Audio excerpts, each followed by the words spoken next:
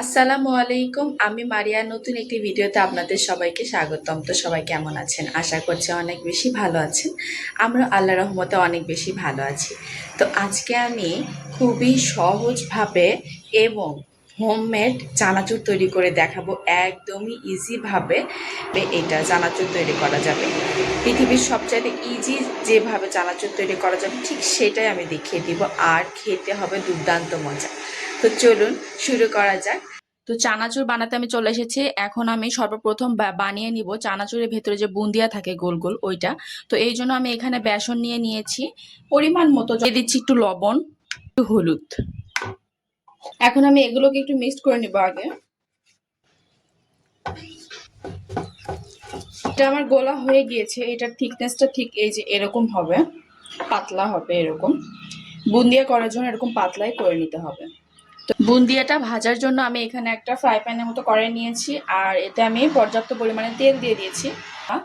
তো এই যে এরকম একটা ছিদ্রযুক্ত চালনি মানে তেল ছাঁকনি সবার বাসায় কিন্তু থাকে। তো এইটার ভেতরে করে আজ আমি বুন্দিয়াটা করব। সর্বপ্রথম এটাকে একটু তেলে গড়িয়ে নিতে হবে। তো আমার তেলটা গরম হয়ে এসেছে। এখন আমি এখানে বুন্দিয়াগুলো আস্তে আস্তে ছেড়ে দিব। এই তো এরকম ওপর থেকে ছাড়লে আস্তে আস্তে নিচে টপ টপ টপ টপ করে পড়বে, আর এভাবে ঘুরিয়ে ঘুরিয়ে ঘুরিয়ে ছাড়তে হবে এটাকে। দেখুন বুন্দিয়াগুলো কত সুন্দর উপর দিকে উঠে এসেছে।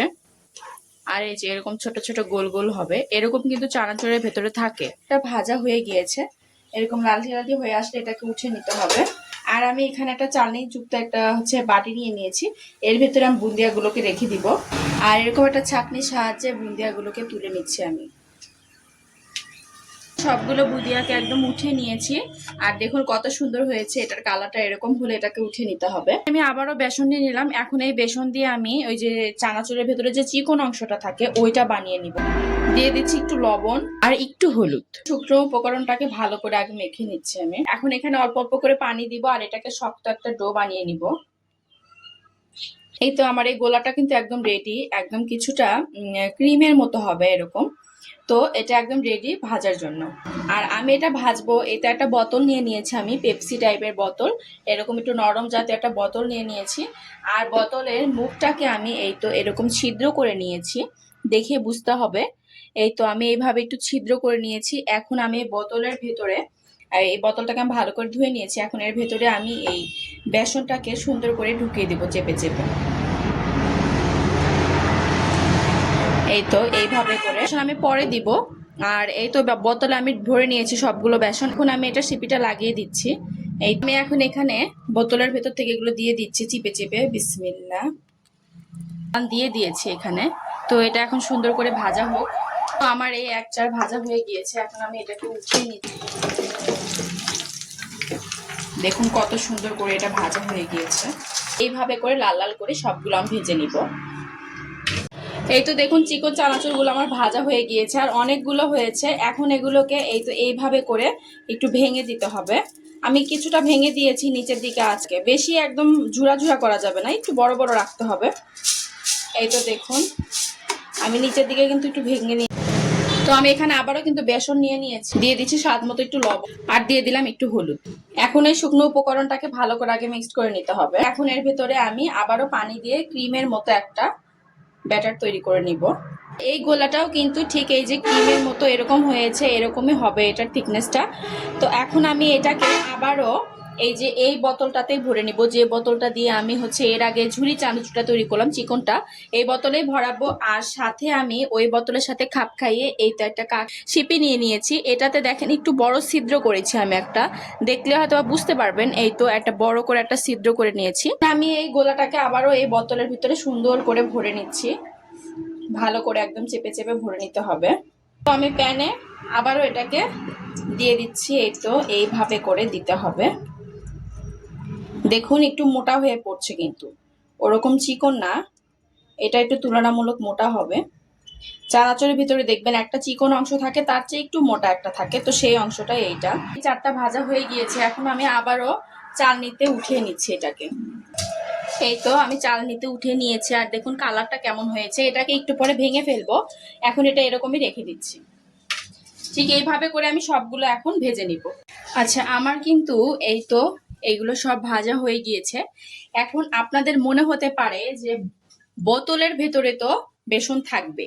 হ্যাঁ, বোতলের ভেতরে বেসন ছিল, এটাকে আমি খন্তার পিছনের সাইড দিয়ে সুন্দর করে বোতলের ভেতরে ঢুকে ঢুকে বের করে নিয়েছি। যতটুকু বের করা গেছে আমি বের করে নিয়েছি, দেখতেই পাচ্ছেন এই তো। আর সেটা বের করে আমি এই তো এরকম এই চালনিটার ভেতরে এরকম করে চেপে চেপে দিয়েছি, আর নিচে এই যে এরকম লম্বা লম্বা হয়ে পড়েছে। ছিল না, ভিডিওটা করতে পারিনি, তো এই জন্য আপনাদেরকে বলে দিলাম বেসন কোনোটাই নষ্ট হবে না, বোতলের ভেতরেও যেটা থাকবে সেটাও নষ্ট হবে না। এইভাবে করে নিলেই হয়ে যাবে। তো আমার এটা ভাজা হয়ে গিয়েছে, আমি এটা উঠিয়ে নিচ্ছি। আমি এই ডালটাকে ভেজে নিব। এই ডালটা আমি প্রায় 4-5 ঘন্টা ভিজিয়ে রেখেছিলাম, তারপরে টিস্যু বা পরের সাহায্যে এই পানিটাকে চুষে নিতে হবে।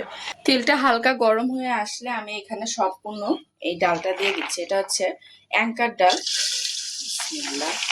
এই তো আমার এই অ্যাঙ্কার ডালটা কিন্তু ভাজা হয়ে গিয়েছে, এখন আমি এটাকে উঠিয়ে নিচ্ছি। দেখুন কালারটা লালচে লালচে হবে, আর এরকম একটা ছাঁকনির সাহায্যে এটাকে আমি সুন্দর করে উঠিয়ে নিচ্ছি।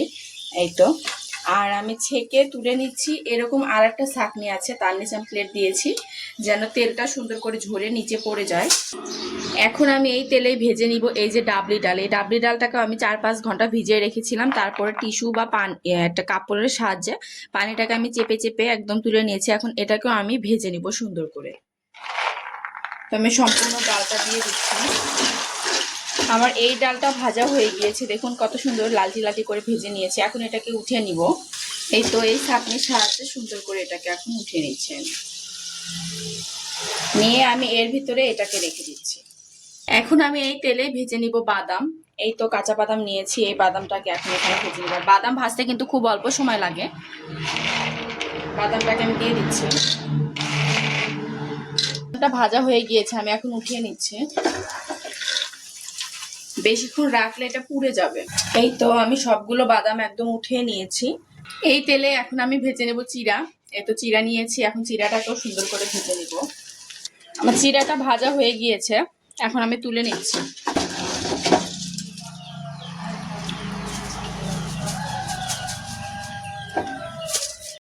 এই তো দেখুন আমার সবগুলো একদম চিড়া, বাদাম, ডাবলি ডাল, অ্যাঙ্কার ডাল ভাজা হয়ে গিয়েছে। আমি এখানে 4টা জিনিস একদম সুন্দর করে ভেজে নিলাম।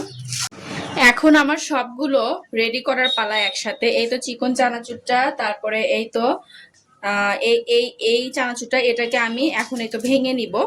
এই তো এরকম পরিমাণ করে ভেঙে নিতে হবে, এই তো এইভাবে করে। তো আমি এখন সবগুলোকে ভেঙে নিচ্ছি। তো আমার কাছে মনে হচ্ছিল এটা ছোট হয়ে যাবে, আমি এই এই গামলাটা নিয়েছি। এখন এখানে তারপরে আমি এখানে দিয়ে দিচ্ছি। এই তো এই 4টা উপকরণ আপনাদের কাছে বেশি মনে হতে পারে, কিন্তু চানাচুরে এই 4টা উপকরণ বেশি দিলে খেতে অনেক মজা লাগে। তো আমি এইটুকু রেখে দিচ্ছি, যদি আমার মনে হয় যে আর একটু দেওয়া লাগবে চানাচুরে দিব, আর না হলে এটা রেখে দেবো। এটা এমনি খেতেও অনেক বেশি মজা লাগে। এখানে দিয়ে দিচ্ছি তো মোটা চানাচুরটা, সবগুলো দিয়ে দিলাম। দেখুন শব্দটা শুনে কিন্তু বোঝা যাচ্ছে যে এটা কতটা মুচমুচে হয়েছে, খেতে অনেক বেশি মুচমুচে হয়েছে। এই 4টি উপকরণ পুরাই লাগবে, তো আমি পুরাটাই দিয়ে দিলাম একদম। ব্যাস, এই সবগুলো কিন্তু আমার মিক্সড করা হয়ে গিয়েছে। এখন আমি এখানে দিয়ে দিব, প্রথমে আমি দিয়ে দিচ্ছি একটুখানি লাল মরিচের গুঁড়া, তারপরে আমি দিয়ে দিচ্ছি ভেজে রাখা জিরার গুঁড়া। আমি একটু একটু করে দিয়ে দিলাম। এখন মিক্সড করার পরে চেখে দেখবো, যদি মনে হয় আর একটু লাগবে তো আমি আর একটু দিব তখন। তো আমি চানাচুরটা চেখে দেখেছি, আমার সব একদম পারফেক্ট হয়েছে। লবণ, ঝাল, তারপরে জিরার গুঁড়ো দিয়েছিলাম, সব পারফেক্ট হয়েছে। তো এইভাবে কিন্তু আপনারা বাসায় বানিয়ে খেয়ে দেখবেন, অনেক মজা লাগে। আর হোমমেড চানাচুর একদম নিজে হাতে বানানো, কোনো কিছু ভেজাল ছাড়া, অনেক বেশি মজা হয়।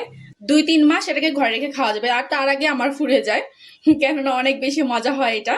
আর আমার হাজব্যান্ড বেশি পছন্দ করে এই জিনিসটা। তো এইভাবে আপনারা বাসায় ট্রাই করবেন, অনেক অনেক মজা লাগে। আর আমার ভিডিওটি ভালো লাগলে অবশ্যই লাইক কমেন্ট করে দিবেন, আমাকে সাপোর্ট করবেন। আজকের মতো আল্লাহ হাফেজ।